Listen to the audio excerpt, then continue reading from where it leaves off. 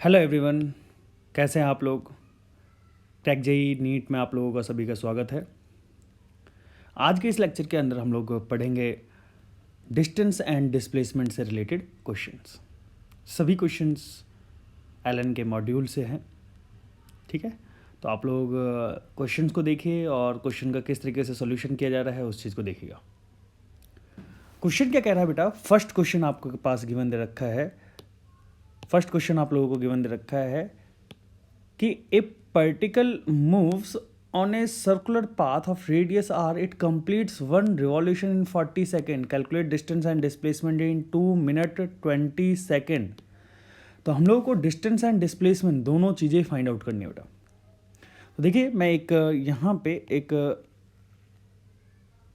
Circle बना लेता हूँ और ये सर्कल वो सर्कल है जिस सर्कल पे पार्टिकल मूव कर रहा है।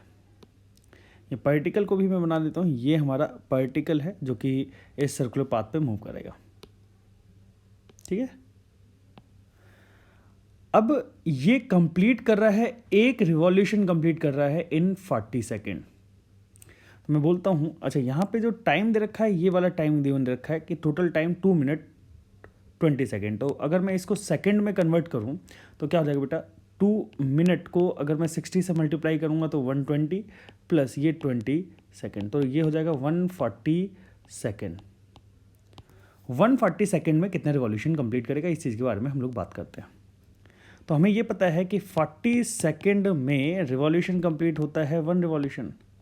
तो 140 सेकेंड में कितना रिवॉल्यूशन कंप्लीट होगा, 1/40 इंटू 140। 0 से 0 कट गया, 4 से कट करेंगे तो 3.5, इसका मतलब हो गया 3.5 revolution. Calculate the distance and displacement. तो सबसे पहला पार्ट देखिए, यहाँ पे ये पार्टिकल कुछ इस तरीके से मूव कर रहा है। पार्टिकल कुछ यहाँ से स्टार्ट कर रहा है, कुछ इस तरीके से एक रिवॉल्यूशन कंप्लीट करेगा, फिर दूसरा रिवॉल्यूशन कंप्लीट करेगा, फिर तीसरा रिवॉल्यूशन कंप्लीट करेगा, फिर हाफ रिवॉल्यूशन यहाँ पे आके रुकेगा। तो मतलब कि 3.5 रिवॉल्यूशन यहाँ पे कंप्लीट होगा। कैसे कंप्लीट, एक रिवॉल्यूशन, 2 रिवॉल्यूशन, तीसरा रिवॉल्यूशन और हाफ रिवॉल्यूशन, ये हो गया। तो पार्टिकल के पास वेलोसिटी कुछ इस डायरेक्शन में होगी। अब इस चीज़ को समझें, डिस्टेंस पूछा गया है, तो डिस्टेंस की वैल्यू की बात करूं तो ये 3.5 रिवॉल्यूशन इंटू 2πr, क्योंकि एक रिवॉल्यूशन के अंदर डिस्टेंस कितना ट्रेवल करता है, 2πr। तो 3.5 रिवॉल्यूशन में 7πr डिस्टेंस ट्रेवल करेगा, इतने मीटर डिस्टेंस आ जाएगा। ये हमने बात करी डिस्टेंस की। दूसरी हम बात करते हैं डिस्प्लेसमेंट की। डिस्प्लेसमेंट की बात करूं मैं तो देखिए, पार्टिकल जो है वो यहाँ से लेके यहाँ तक जा रहा है।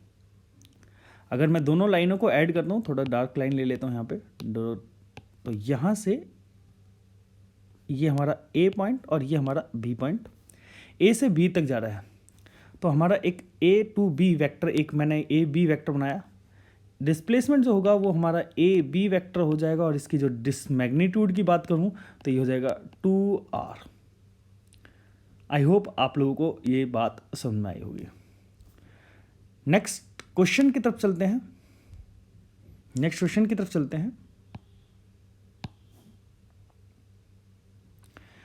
क्वेश्चन में क्या कह रहा है, three girls skating on a circular ice ground of radius 20 meter start from a point P on the edge of the ground and reach a point Q diametrically opposite to P following different path as shown in figure. What is the magnitude of the displacement for each? For which girl is in this equal to the actual length path skate? तो अब यहाँ पे क्या कह रहा है, देखिए question समझिएगा। ये कुछ एक सर्कुलर पाथ पे, इस तरीके से सर्कुलर पाथ पे कोई 3 गर्ल्स में स्केट कर रहे हैं। यहाँ पे P से Q तक जाना है तीनों गर्ल्स को। ए गर्ल कुछ इस तरीके के पाथ को फॉलो कर रही है, बी कुछ इस तरीके के पाथ को फॉलो कर रही है और सी कुछ इस तरीके के पाथ को फॉलो कर रही है। क्वेश्चन में बोला गया है what is the magnitude of displacement for each. तो मैग्नीट्यूड डिस्प्लेसमेंट देखिए, अगर क्योंकि हमें ये पता है कि ये तीनों गर्ल का इनिशियल पोजीशन और ये तीनों गर्ल का फाइनल पोजीशन, ये हमारा फाइनल पोजीशन है और ये हमारा इनिशियल पोजीशन है तीनों गर्ल के लिए। वो अलग बात है, तीनों अलग अलग पाथ को फॉलो कर रहे हैं तो डिस्टेंस तीनों गर्ल्स के लिए अलग अलग होगा। बट डिस्प्लेसमेंट की बात करूं तो डिस्प्लेसमेंट तीनों गर्ल्स के लिए पी क्यू वेक्टर में बोल सकता हूं, और ये जो लेंथ होगी जो बी के द्वारा path which is travel by B, path which travel by B, जो पाथ बी के द्वारा ट्रेवल किया जा रहा है वही डिस्प्लेसमेंट होगा तीनों गर्ल्स के लिए। अब क्वेश्चन में बोला गया है for which girl is this equal to the actual length of path skit. तो बी गर्ल, जो बी गर्ल है इज हैज द डिस्टेंस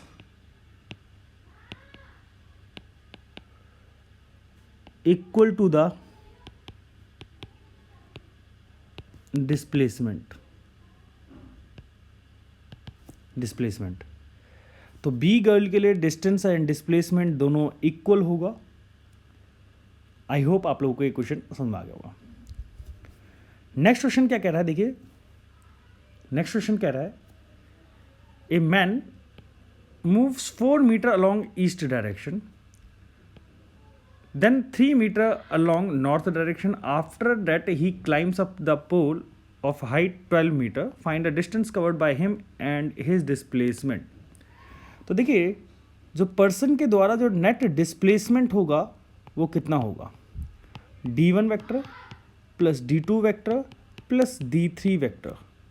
पहले वो कितना जा रहा है 4 मीटर अलॉन्ग ईस्ट, तो मैं d1 वेक्टर को मैं लिख देता हूँ यहाँ पे, d1 vector is equal to हो जाएगा 4i कैप, क्योंकि आप लोगों को पता होना चाहिए कि ये अगर मैं ईस्ट बोलता हूँ तो ये वेस्ट हो जाएगा, ये हमारा नॉर्थ हो जाएगा, ये हमारा साउथ हो जाएगा। तो d1 वेक्टर जो है वो 4i कैप है, तो मैं इसको रिप्रेजेंट कर देता हूँ, ये हमारा d1 वेक्टर हो जाएगा, ये this is d1 vector that is 4i cap, east direction में जा रहा है। d2 वेक्टर की बात करूं तो d2 वेक्टर मैं रिप्रेजेंट कर देता हूं यहाँ पे,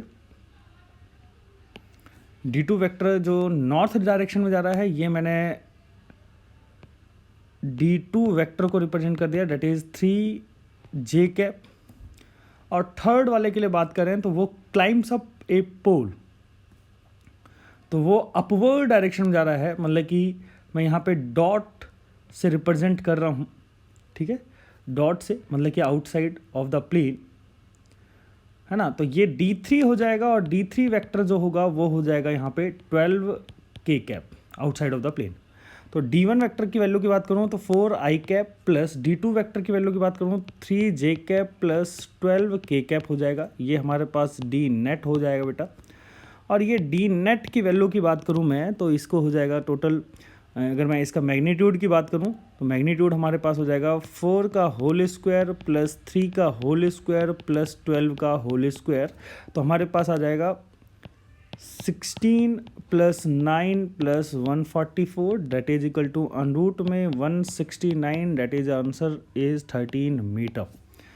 तो यहाँ पे मैं d2 वेक्टर को भी रिप्रेजेंट कर देता हूँ that is 3j cap and d3 vector is equal to 12k cap, ये सारी चीज़ें मैंने रिप्रेजेंट कर दी। तो ये आपका आंसर होगा। आई होप आप लोगों को थर्ड क्वेश्चन समझ आया होगा। नेक्स्ट क्वेश्चन की तरफ चलते हैं बेटा। नेक्स्ट क्वेश्चन में क्या कह रहा है, a person moves on a semi circular track of radius 40 meter if he starts at one end of the track and reach the other end, find the distance covered and magnitude of displacement of the person. तो distance कितना होगा, देखिए आप लोगों को ये पता होना चाहिए कि ये जो पर्सन है, यहाँ से मैं इसको कॉपी कर लेता हूँ और यहाँ पेस्ट कर देता हूँ। ये पर्सन जो है वो ए पॉइंट से स्टार्ट करता है और बी तक जाता है, सेमी सर्कुलर पाथ पे मूव कर रहा है, ठीक है। फाइंड द डिस्टेंस, तो डिस्टेंस कितना हो जाएगा इसमें, डिस्टेंस हो जाएगा पाई आर, पाई आर डिस्टेंस हो जाएगा। आर की वैल्यू की बात करूँ, पाई यहाँ पे और आर की वैल्यू है 40, तो यहाँ पे डिस्टेंस क्योंकि सेमी सर्कुलर पाथ पे मूव कर रहा है तो डिस्टेंस तो पाथ लेंथ ही हो जाएगा, दैट इज इक्वल टू 40 पाई। ठीक है, एंड डिस्प्लेसमेंट की बात करता हूँ मैं, तो डिस्प्लेसमेंट क्योंकि इनिशियल पोजीशन यहाँ पे थी और फाइनल पोजीशन यहाँ पे, तो डिस्प्लेसमेंट जो हो जाएगा वो डिस्प्लेसमेंट हो जाएगा, वो हो जाएगा 2r, क्योंकि ए से बी तक जा रहा है। 2 इंटू आर की वैल्यू है 40, that is equal to 80 meter, इसका आंसर हो जाएगा बेटा। ठीक है, आई होप आप लोगों को ये क्वेश्चन समझ में आया होगा। नेक्स्ट क्वेश्चन की तरफ चलते हैं बेटा। नेक्स्ट क्वेश्चन में क्या कह रहा है, a man has to go 50 meter due north, 40 meter due east, 20 meter due south to reach the cafe from his home. What is the distance he walk to reach the cafe. तो distance कितना measure किया जा रहा है, तो distance तो हम लोग जो भी पाथ ट्रैवल किया जा रहा है उसको ऐड कर देंगे। पहले 50 मीटर चल रहा है, फिर 40 मीटर चल रहा है, फिर 20 मीटर चल रहा है, तो ये हो जाएगा 110 मीटर, ये हमारा डिस्टेंस हो जाएगा। दूसरी हम बात करें डिस्प्लेसमेंट की, तो डिस्प्लेसमेंट हम बात करेंगे D net vector, that is d1 vector plus d2 vector plus d3 vector. ठीक है, तो d1 वेक्टर जो है वो 50 मीटर ड्यू नॉर्थ, तो d1 वेक्टर मैं यहाँ पे लिख देता हूँ। चलिए यहाँ पे मैं d1 वेक्टर की वैल्यू की बात करूँ तो ये 50 मीटर नॉर्थ डायरेक्शन में, मतलब कि 50 जे कैप हो जाएगा। d2 वेक्टर जो होगा वो 40 मीटर ईस्ट, मतलब कि आई कैप, और d3 वेक्टर जो होगा वो 20 मीटर साउथ, मतलब कि माइनस जे कैप हो जाएगा। जब मैं इसको सॉल्व करता हूँ, d1 50 जे कैप प्लस 40 ईस्ट i cap minus 20 j cap, तो यह रहेगा 30 j cap plus 40 i cap, this is d net की वैल्यू हम बात करें, मॉड 30 का होल स्क्वायर प्लस 40 का whole square, that is answer is 50 metre.